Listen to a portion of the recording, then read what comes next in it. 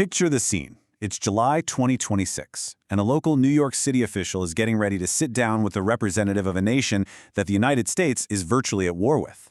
I mean, it sounds like the plot of a political thriller, right? But it actually happened. Or well, it almost happened. Welcome to today's Explainer, where we are going to unpack exactly what went down in this wild clash between the administration of New York City Mayor Zoran Mamdani and the U.S. State Department. But before we jump into the details, I want you to consider this question. Should a municipal employee, someone working for a city government, actually have the power to sit down with a nation the U.S. is on the brink of war with? We all know cities are massive global players now, especially New York City, which literally hosts the United Nations. But when exactly does local diplomacy cross the line and become federal foreign policy?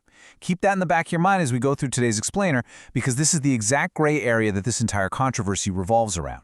So here is the agenda for today. We're going to cover the canceled Iranian meeting, how the federal government stepped in, the high-stakes geopolitical tensions at play, the gray area of municipal diplomacy, and finally, we'll explain the Logan Act.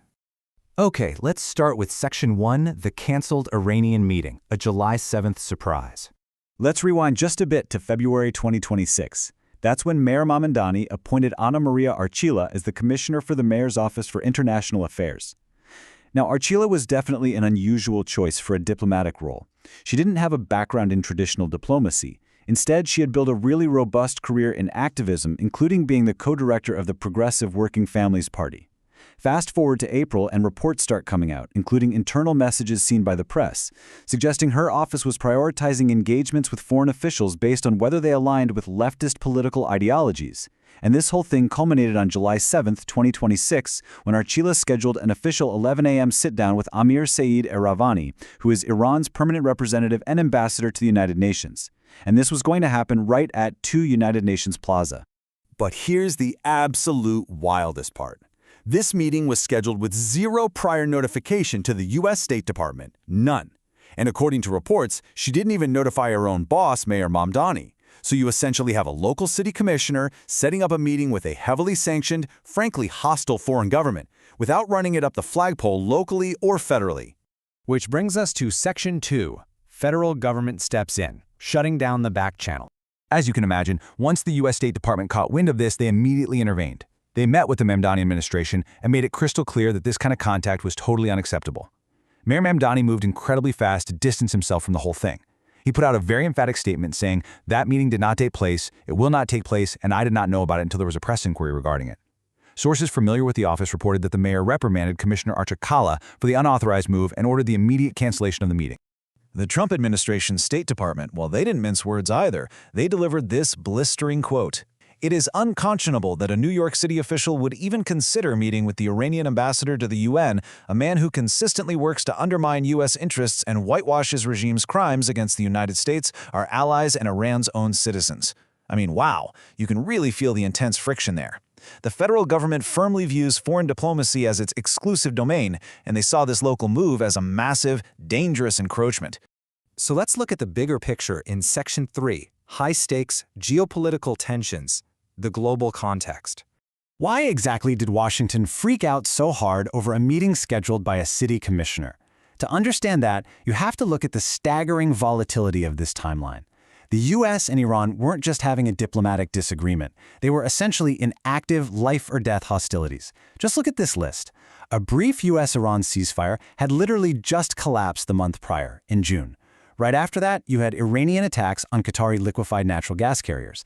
That prompted immediate retaliatory military strikes from the U.S. And if that wasn't enough, Israel had just shared highly sensitive intelligence regarding an alleged Iranian assassination plot targeting President Donald Trump. So having a local official trying to open up a diplomatic back channel during a de facto wartime scenario, yeah, that set off massive alarm bells in D.C. And to add another layer of complexity, Mayor Mamdani himself had recently used these exact words, a catastrophic escalation in an illegal act of war of aggression, to condemn U.S. and Israeli strikes against Iran. This really highlights just how vocal his administration was on foreign affairs. They weren't sitting on the sidelines. They had very public, very strong opinions on Middle Eastern geopolitics, and that made the scheduled meeting with the Iranian envoy politically explosive. This perfectly sets up Section 4, municipal diplomacy's gray area. Where is the line? It brings up a really fascinating structural question. Why does a city mayor even need an Office of International Affairs? Supporters will tell you it's practical. New York City hosts the UN, so local officials have to interface with international dignitaries all the time. It's a huge logistical operation, managing hosting duties, safety, cultural relations, and supporting foreign businesses. But on the flip side, critics are arguing that the Mamdani administration has weaponized this office. They claim the city is overstepping its bounds to run an independent, ideologically driven foreign policy, focusing on leftist alliances and engaging with nations that the federal government actively considers hostile. And as it turns out, this canceled Iran meeting wasn't just an isolated oopsie. It's part of a documented pattern of the city pushing the boundaries. Earlier, Mayor Mamdani actually made direct phone calls to President Trump to condemn U.S. operations in Venezuela. Then in June, a planned meeting between Mamdani and leftist Colombian President Gustavo Petro was blocked when the State Department denied Petro's visa.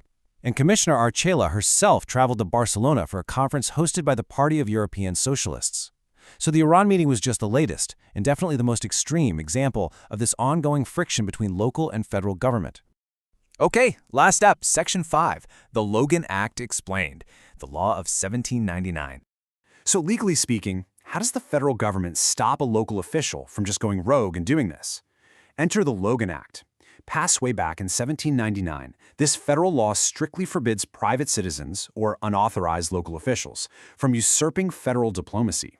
The backstory is actually pretty crazy. It was literally written after a rogue Quaker doctor named George Logan sailed to France to independently negotiate peace on behalf of the U.S. Congress, was absolutely furious, so they passed this law, threatening fines and up to 3 years in prison for anyone who tries to correspond with a foreign government to defeat the measures of the United States. But here is the craziest statistic of all: 0. Despite being on the books for over 2 centuries and being used as a threat against figures like Ross Perot, Jesse Jackson, and dozens of U.S. senators over the years, there have been exactly 0 successful prosecutions under the Logan Act. It's often called a paper tiger because it's constantly pointed to, yet basically never enforced in a courtroom. Still, as a political tool to shut down unauthorized diplomacy, like an NYC official trying to meet with Iran, it is a very potent deterrent. So I want to leave you with this final thought. The clash between the Mamdani administration and the State Department over just one scheduled meeting exposes a much deeper tension. In our increasingly interconnected world, where exactly does a global city's jurisdiction end, and where does federal foreign policy begin? Because as cities get larger and more globally integrated, this gray area of municipal diplomacy is only going to get blurrier. Thank you so much for joining me for this explainer, and keep questioning the structures that shape our world.